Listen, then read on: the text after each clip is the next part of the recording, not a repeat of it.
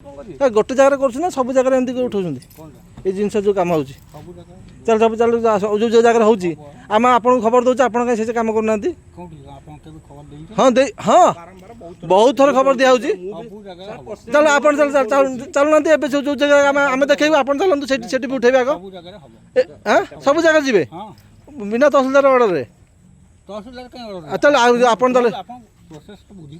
हाँ टंका मागिथिले माइंस अधिकारी विरुद्ध रे आसिला सांघातिक अभियोग उद्देश्यमूलक भावे माइंस अधिकारी हैरान करुथिबा अभियोग आनिचंती जणे युव व्यवसायी सरकारी नियम अनुसार वाई फॉर्म रे बाली आनी व्यवसायी जनक गच्छित रखिचंती किंतु राजनैतिक उद्देश्य रखी तांको असुविधा रे पकाइबाकू चेष्टा करा जाउछि बोली अभियोग आनिचंती पिपिली कंटी अंचलर अनादि स्वाई अनादिंक अभियोग गत 3 दिन तले माइंस अधिकारी अनादिंकु 10 लाख टंका गाड़ी छाड़िबा पई दाबी करथिले माइंस अधिकारी द्वारा जबत होइथिला 4टी गाड़ी बिना तहसिलदार अर्डर रे चल आप प्रोसेस तो बुझी करी कोहंतु हाँ आम पाखे जोटा कंप्लेन पहुँचला हाँ जोटा आमर स्टोरिंग लाइसेंस कार नाही हैला हाँ आमे देखिबू से जगहटा कौन आमर एनवायरमेंटल अफेक्ट करूची कि न करू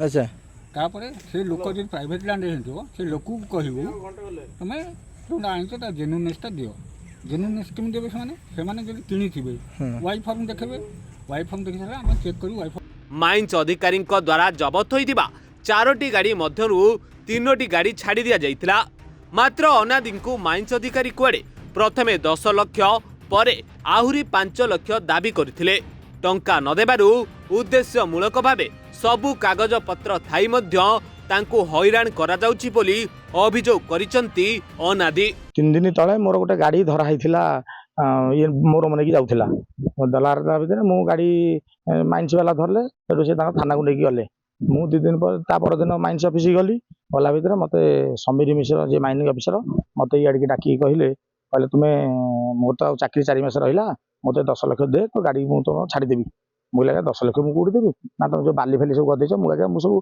के फर्म आनिक बाली गदेची ये चोरा बाली कहीं गदे ना मुझे के फर्म सब तो जो 30-35 टू गदेची सब के फर्म गदेची मो निजर मोर काम फाम चलती मो ट्राक्टर फाक्टर अच्छी मो ट्राक्टर बुआई मो गाड़ी आनिक के फर्म वाई फर्म आनिक गदेची सेठू किसी न पाई आज मु भुवनेश्वर थी खबर पाइली जे माइंस समीर मिश्र आसिक मो बाली ठीक कौन पुलिस भ्यान डाकी इनक्वारी कराऊँगी सेठू मु खबर पाई आम सान भाई पठेली पठेला भितर सी से कहला ना ठीक कथा समीर मिश्र ये माइंस वाला आसिक ये करुँच मोर तो कागज सब अच्छी ना बिना डॉक्यूमेंट रे मुझे बाली आनी मोर सब डॉक्यूमेंट अच्छी डॉक्यूमेंट रे मोर बाली वाई फॉर्म रे सब अच्छी तेणुक मोर अलिगाली किसी ना जहाँ अच्छी सब लिगाली अच्छी समीर मिश्र आसला आरआई की डाकी तहसिलदार गोटे आसला मुझे शुणा पाइली पुलिस भ्यान को डाकी लोकाल पुलिस की पाखापाखि 15 ରୁ ଅଧିକ ଗାତ ଚାଲୁଛି ବେଆଇନ ଗାତ ଚାଲୁଛି ଯୋଉଠି ଆପଣ ଫର୍ମରେ ଆଣିକି ବାଲି ଗଦେଇଛନ୍ତି बेआईनी कथा को तो अधिकारी किसी शुणुनाहांती एति पड़े एटा आक्रोशमूलक भाव मो पाक आछंती जेहेतु गोटे दलीय भित्तिक ये समीर मिश्र दलीय भितर आसिक मु शुणा पाइली गोटे स्वतंत्र राजनैतिक दल किए फोन कर फोन कलार से मो पाक पर्सनाल आसी आपण जटणी ठारू पिपिली पर्यंत जिबे रोड कर समस्ते बाली 100 ट्रिप गदेइछंती से बाली इनक्वारी करा जाऊ आम बाली इनक्वारी करा जाऊ के फर्म को माने रखिछंती वाई फर्म ये समीर मिश्र गोटे आक्रोशमूलक भाव मो पाक आइछि मठ साइड गदिया है आमर बारीमूल गदिया है आमर से निरंजनपुर आम जो निजगढ़ कुड़ी टांगी गदिया है सबुठ गदिया है 100 ट्रिप किंतु मु लिगाली गदेची 35 ट्रिप मो पाखे वाई फर्म अच्छी तेणु ये गोटे आक्रोशमूलक भाव समीर मिश्र आसिक मो मत पैसा मागिला जेहेतु मु नदेली ये गोटे आक्रोशमूलक भाव मो बालिकी आसिक पुलिस प्रशासन डरई मत गोटे धमकई ये कर व्यस्त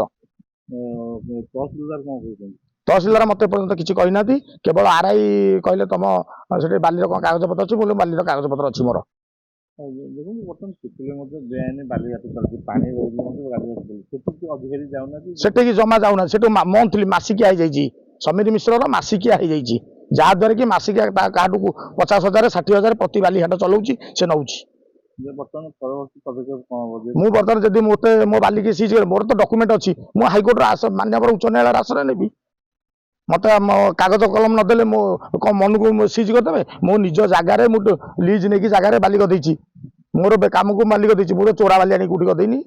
ବିନା ୱାଇ ମତେ ଡାକିଥାନ୍ତେ, ଭାଇ ତମେ ବାଲି ଗଦେଇଛ, ତମ ୱାଇ ଫର୍ମ ଦେଖାଅ। ମୁଁ ୱାଇ ଫର୍ମ ଦେଖେଇଥିଲେ ମୋ ବାଲିକି ଜବତ କରିଥାନ୍ତେ। ବିନା ଡକ୍ୟୁମେଣ୍ଟରେ ମୁଁ ନାହିଁ, ମୁଁ ଯାଇଛି ଭୁବନେଶ୍ୱର, ମୋ ବାଲିକି ଜବତ କରିଦେବେ?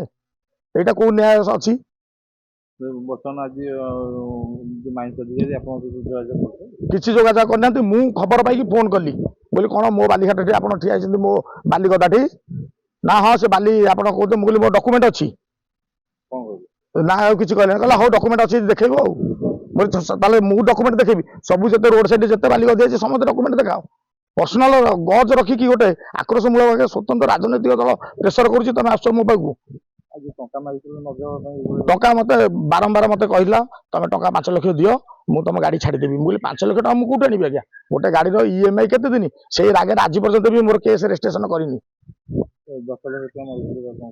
10 ଲକ୍ଷ ମାଗିଥିଲା, ତାପରେ ଡିଲ୍ ଛିଡ଼ିଲା ଯେ 5 ଲକ୍ଷ। ମୁଁ 10 ଲକ୍ଷ ମୁଁ ଦେଇପାରିବିନି, 5 ଲକ୍ଷ। ମୁଁ କହିଲି 5 ଲକ୍ଷ ବି ଦେଇପାରିବିନି।